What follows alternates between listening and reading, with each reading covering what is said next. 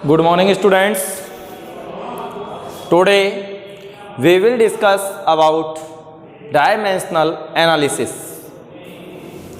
आज हम dimensional analysis के बारे में पढ़ेंगे।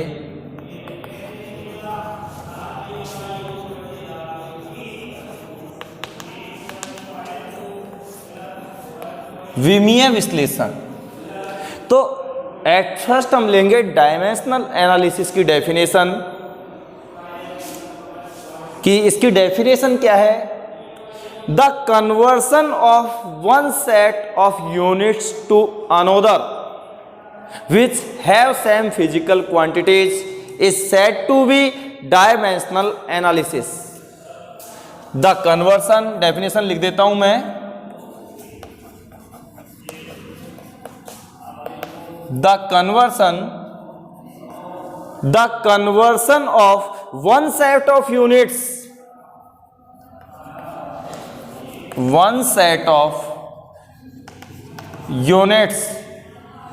to another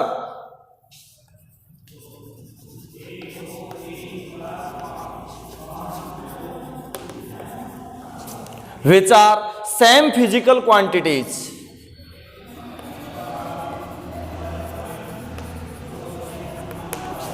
Same physical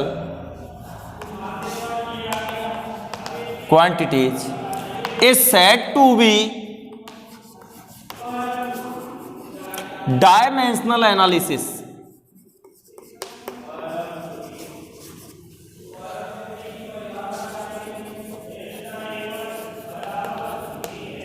The conversion of one set of units to another which are same physical quantities is said to be dimensional analysis. इसका मतलब है कि जो यूनिट्स है इसे एक सिस्टम से दूसरे सिस्टम में चेंज करने के लिए हम डायमेंशनल एनालिसिस का उपयोग करते हैं। लेकिन इसमें आपको ये ध्यान रखना है, ऐसी कंडीशंस में सेम फिजिकल क्वांटिटीज यानी कि फिजिकल क्वांटिटीज में चेंज ना हो, यानी mass to mass, length to length, volume to volume, इनका आपको ध्यान रखना है। बाकी यहां जो मात्रक है, यूनिट्स है, इनको एक सिस्टम से दूसरे सिस्टम में चेंज किया जा सकता है। इसे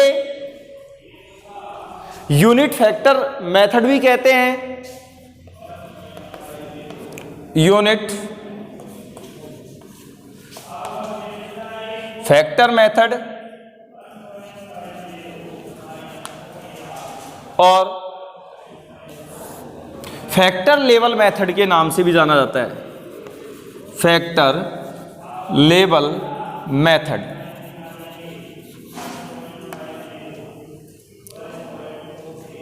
डायमेंशनल एनालिसिस में यूनिट्स को एक पद्धति से दूसरी पद्धति में चेंज किया जाएगा। इसे यूनिट फैक्टर मेथड और फैक्टर लेवल मेथड के नाम से भी जानते हैं। तो the conversion of one set of units to another which are same physical quantities is said to be dimensional analysis. अब हम ये देखेंगे कि जो यूनिट्स है इनको एक सिस्टम से दूसरे सिस्टम में, यानी एक पद्धति से दूसरी पद्धति में किस प्रकार से इंटरचेंज किया जाता है। तो मैं आपको एक बार बता दूं कि किसी भी नंबर को यदि 1 से मल्टीप्लाई किया जाता है तो वही नंबर प्राप्त होता है। सबसे पहले तो आपको पता होगा कि किसी भी नंबर को यदि हम किससे 1 से मल्टीप्लाई करते हैं तो हमें सेम नंबर प्राप्त होता है, वही नंबर प्राप्त होता है। यहां आपको सबसे पहले यूनिट फैक्टर बनाने आने चाहिए कि यूनिट फैक्टर कैसे बनाते हैं। देखो मैं आपको एक दो एग्जांपल के रूप में बताता हूं पहले कि यूनिट फैक्टर आप कैसे बनाएंगे।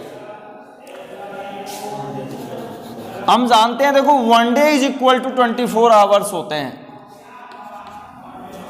यानी एक दिन में 24 घंटे होते हैं। 1 day is equal to 24 hours. देखो इसका यूनिट फैक्टर मैं बनाऊं तो कैसे बना सकता हूं, इसको ऐसे भी लिखा जा सकता है। देखो 1 डे डिवाइड बाई 24 आवर्स। अब यदि एक दिन को यानी वन डे को 24 घंटे 24 आवर्स से हम डिवाइड कर दें तो दोनों सेम ही तो हैं, इक्वल है। तो इसकी वैल्यू कितनी होगी? 1 होगी। इसको ऐसे भी तो लिख सकते हैं 24 आवर्स डिवाइड बाई 1 डे। इसका मतलब क्या है? इसका मतलब भी वही है एक। तो इन्हें कहते हैं हम यूनिट फैक्टर। तो ये आपको ध्यान रखना है कि आपको एक तो यूनिट फैक्टर बनाने आने चाहिए। जैसे मान लो 1 मीटर में हम जानते हैं 100 सेंटीमीटर होते हैं, 100 centimetre. 1 metre is equal to 100 centimetre. तो इसको यदि यूनिट फैक्टर के रूप में लिखना है तो मैं लिख सकता हूं 1 metre divide by 100 centimetre is equal to कितना होगा? 1। या इसको ऐसे भी लिख सकते हैं 100 सेंटीमीटर डिवाइड बाई 1 मीटर। तो इसका मतलब भी कितना हुआ? 1। तो ये क्या कहलाएगा? Unit factor. और मैं आपको बता दूं कि किसी भी नंबर को, किसी भी वैल्यू को यदि 1 से मल्टीप्लाई करेंगे तो वही वैल्यू प्राप्त होगी। तो जो वैल्यू होगी हमेशा उसको यूनिट फैक्टर से मल्टीप्लाई कर देंगे, क्योंकि यूनिट फैक्टर का मतलब कितना होता है? 1। इन्हें कहते हैं इकाई गुणक। और इकाई गुणक रखते हुए यूनिट्स को एक सिस्टम से दूसरे सिस्टम में चेंज करते हैं, जिसे हम कहते हैं dimensional analysis, unit factor method और फैक्टर लेवल मेथड। अब हम बात करते हैं एग्जांपल्स की। देखिए, तो कुछ क्वेश्चंस मैं आपको डायमेंशनल एनालिसिस में क्लियर कर रहा हूं। तो अपनी बुक से ही जो क्वेश्चंस हैं, example,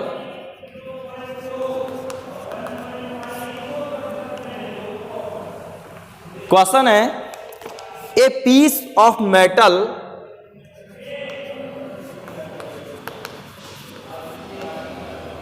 a piece of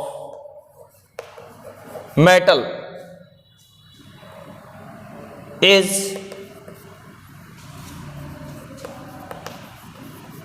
3 inch. A piece of metal is 3 inch long.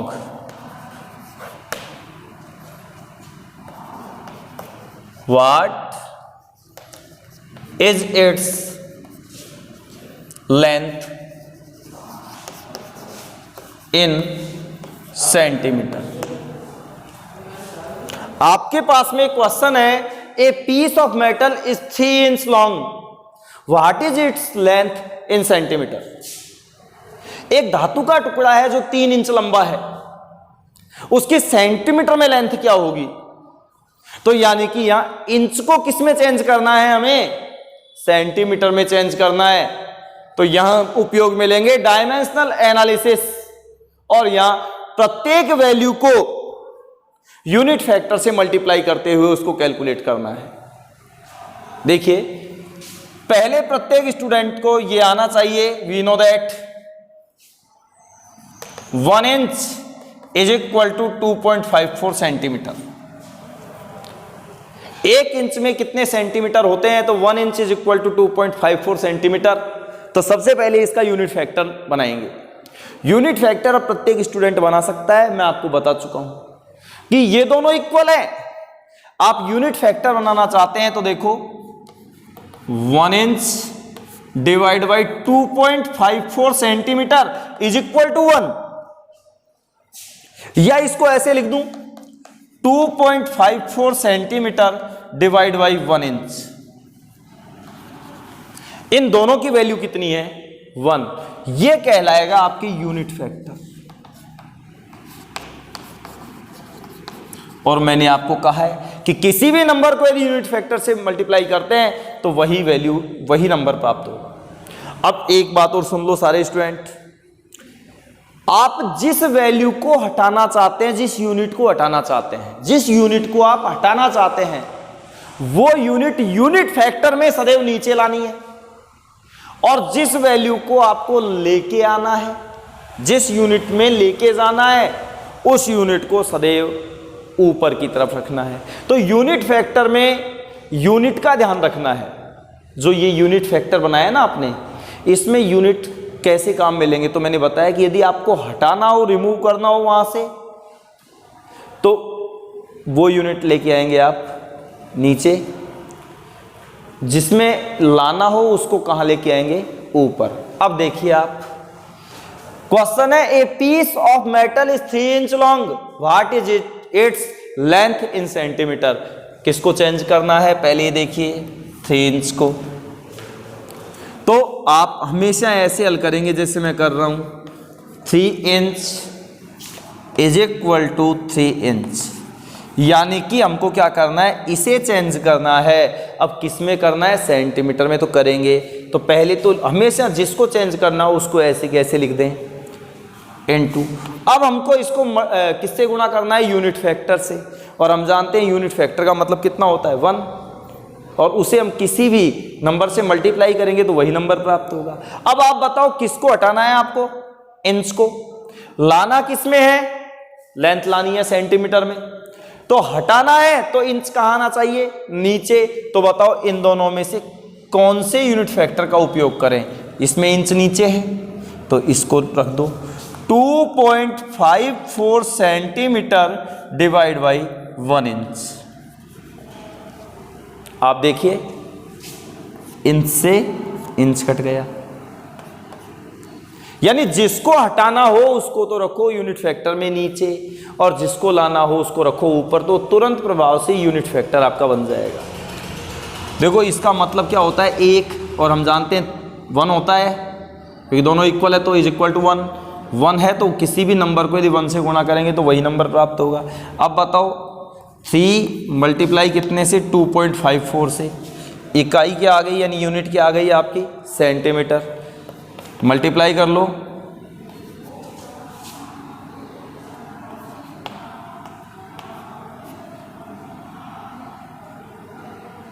$7.62 centimetre answer. चलो नेक्स्ट क्वेश्चन और देखते हैं। काफी सारे न्यूमेरिकल्स हैं, करते हैं। देखो नेक्स्ट एग्जांपल।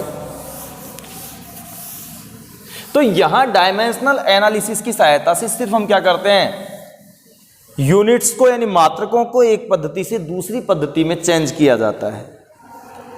देखो एग्जांपल सेकंड, बुक का ही है।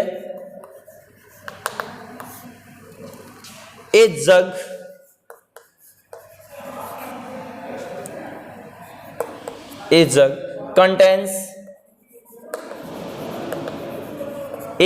contains 2 liter of milk.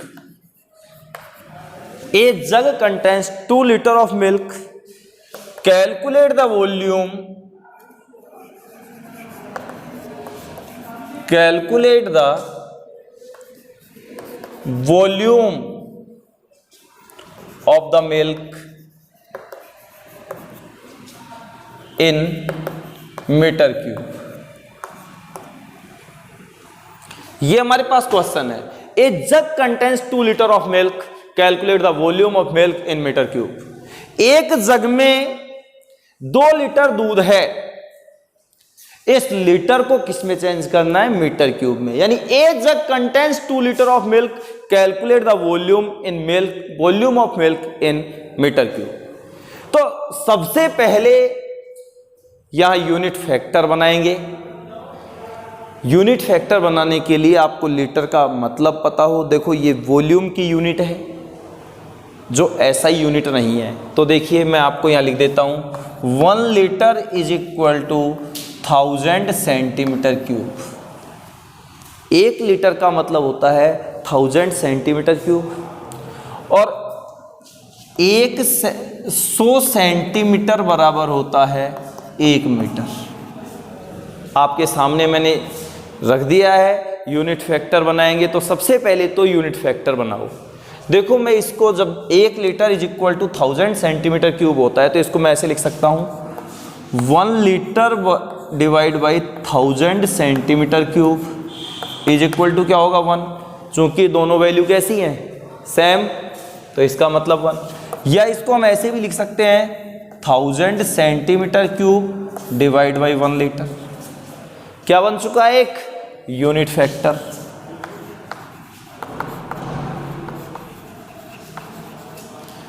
दूसरा यूनिट फैक्टर बनाते हैं।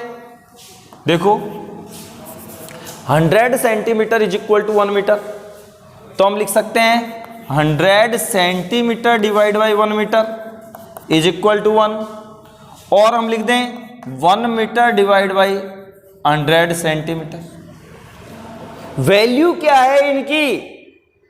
1। 100 सेंटीमीटर में 1 मीटर को डिवाइड कीजिए, भाग दीजिए, या 1 मीटर में 100 सेंटीमीटर का, दोनों की वैल्यू कितनी आएगी? 1। तो ये भी क्या है? Unit factor. तो सबसे पहला काम मैंने आपको बताया कि क्या बनाइए आप? यूनिट फैक्टर बनाइए। यूनिट फैक्टर बनाने के पश्चात अब चलते हैं अपने काम पर। किसे चेंज करना है? 2 लीटर को। बताइए, मैंने कहा था जिसको चेंज करना हो उसको ऐसे कैसे लिख दें? 2 litre is equal to 2 litre. अब इसे तो चेंज करेंगे, किसमें करेंगे? मीटर क्यूब में करेंगे। देखो कैसे करेंगे, आप बताओ किसको हटाना है? लीटर को हटाना है। अब लीटर को हटाना है तो लीटर कहां आना चाहिए? नीचे। बताइए, लीटर देखो इसमें तो ऊपर है और इसमें नीचे है, जिसे हटाना होता है उसे नीचे ले आते हैं। तो 1000 centimetre cube divide by 1 litre, litre नीचे ले आए। आगे चलते हैं, लेकिन हमको वैल्यू सेंटीमीटर क्यूब में नहीं, हमको लानी है मीटर क्यूब में, और मीटर क्यूब में लानी है तो मीटर कहां आना चाहिए? ऊपर, और सेंटीमीटर कहां आनी चाहिए? नीचे। तो बताओ मीटर कहां आना चाहिए? ऊपर। तो देखो 1 मीटर डिवाइड बाई 100 सेंटीमीटर। लेकिन आप जानते हो यहां सेंटीमीटर कितने हैं? क्यूब। ये 3 सेंटीमीटर क्यूब यानी 3 centimetre, 3 centimetre, centimetre multiply centimetre multiply centimetre, यानी 3 सेंटीमीटर गुणा सेंटीमीटर गुणा सेंटीमीटर। तो यहां हमारे पास में सेंटीमीटर कितना है? 1। तो इसका क्या कर दें? Whole cube. या और ऐसे कर लो 1 metre divide by 100 centimetre, 1 metre divide by 100 centimetre. अब देखिए, आप लीटर से लीटर कैंसिल। पहले तो मुझे बताइए ये इसकी वैल्यू कितनी है? 1। इसकी वैल्यू भी कितनी है? 1। इसकी वैल्यू भी कितनी है? 1। इसकी वैल्यू भी कितनी है? 1। रिजल्ट मुझे मीटर क्यूब में लाना था, तो मीटर कितने बार? मैंने 3 टाइम्स लिख लिया।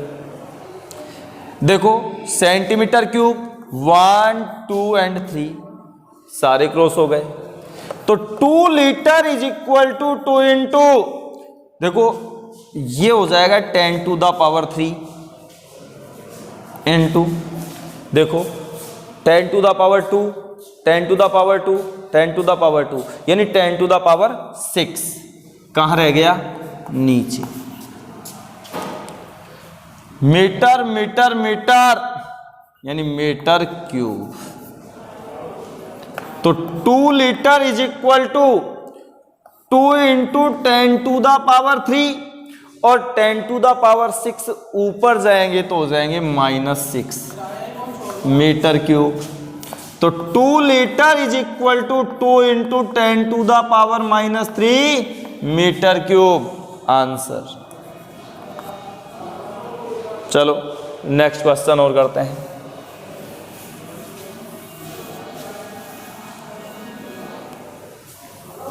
तो यहां आपको क्या करना है? यूनिट फैक्टर बनाते हुए सबको यूनिट फैक्टर से मल्टीप्लाई करना है, और इस डायमेंशनल एनालिसिस की सहायता से एक यूनिट को दूसरी यूनिट में, एक यूनिट को एक सिस्टम से दूसरे सिस्टम में चेंज कर सकते हैं। एग्जाम्पल, अगला example, how many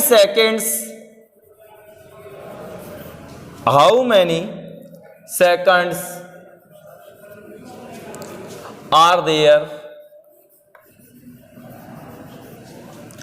in 2 days? How many seconds are there in 2 days? 2 दिन में कितने सेकंड होते हैं? 6ठी 7वीं का एक नॉर्मल क्वेश्चन है, 6th 7th का। लेकिन सबसे पहले हम बात करेंगे, देखो 1 day is equal to 24 hours, 1 hour is equal to 60 minute and 1 minute is equal to 60 seconds. ये आपको ध्यान रखना है कि एक दिन में 24 घंटे, एक घंटे में 60 मिनट और एक मिनट में 60 सेकंड होते हैं। अब इनके यूनिट फैक्टर बनाइए। देखो इसको मैं ऐसे लिख दूं, 1 day divide by 24 hours is equal to 1, या 24 आवर्स डिवाइड बाई 1 डे, बात एक ही है। तो यहां से आप यूनिट फैक्टर बनाओ तो देखो ये बन गया आपका इकाई गुणक यूनिट फैक्टर। सेकंड बनाओ, 1 hour divide by 60 minute is equal to 1, या उल्टा कर दो 60 मिनट डिवाइड बाई 1 आवर, ये भी यूनिट फैक्टर हो गया। लास्ट का देखो 1 minute divide by 60 second is equal to 1, या 60 सेकंड डिवाइड बाई 1 मिनट, ये भी क्या हो गया यूनिट फैक्टर। किसे चेंज करना है? 2 डेज को, तो 2 days is equal to 2 days. अब देखो प्रत्येक स्टूडेंट को मैं बार बार क्या बताऊं, किसको हटाना है? दिन को। दिन को हटाना है तो यूनिट फैक्टर में डे कहाँ आना चाहिए? नीचे।